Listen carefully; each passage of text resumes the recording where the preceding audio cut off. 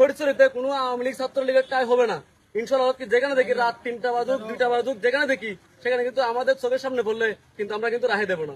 ছাত্রলীগের আস্তানা গুন্ডা লীগের আস্তানা সন্ত্রাসীদের আস্তানা। এখন আমরা আর নিশ্চুপ থাকবো না। এখন যেখানে ওরা চড়লা বাঁধবো ওখানে আমরা আঘাত করবো। ঠিক আছে। একজন হুজুর যেটা মাহফিল করছে ওটার নাম হচ্ছে ফরহাদ, আর এখানে যেটা ম্যানেজার মানে যারা আন্ডার ছাত্রলীগের মিছিলটা করেছিল, মিটিংটা করেছিল, মাহফিলটা করেছিল, ওর নাম হচ্ছে মোহাম্মদ গনি। কিন্তু কি এটা হচ্ছে যেটা এমনিতে হয় নাই, এটা কিন্তু অনেক আগে থেকে হয়তো পরিকল্পনা ছিল, হয়তো 2-4 দিন আগে থেকে হয়তো পরিকল্পনা ছিল, এমন জায়গায় হয়েছিল। এটা কিন্তু বিশাল একটা মিটিং হয়েছিল, কিন্তু অনেক অনেক বিশাল একটা প্রোগ্রাম হয়েছে। যে স্থানটা আছে ওই স্থানটা কিন্তু অনেক অনেক বিশাল স্থান।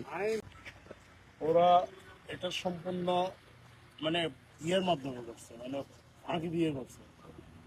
আর আমার তো মনে হয় না এই ক্লাবের মালিকরা বা এই মসজিদ এবং ইয়ের মালিকেরা আর হলো কেয়ারটেকার আর হিসাব এই মসজিদের ইমাম না হবে, এই মসজিদের ইমাম ওরা মিলে জিনিসটা করছে।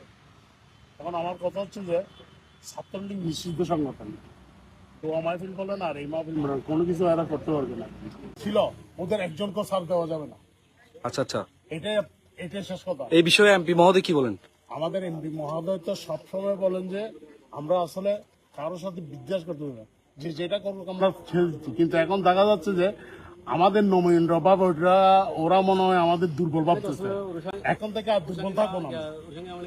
আচ্ছা, এখন আমরা আর নিশ্চুপ থাকবো না। এখন যেখানে ওরা চড়লা বাঁধবো ওখানে আমরা আঘাত করবো। ঠিক আছে।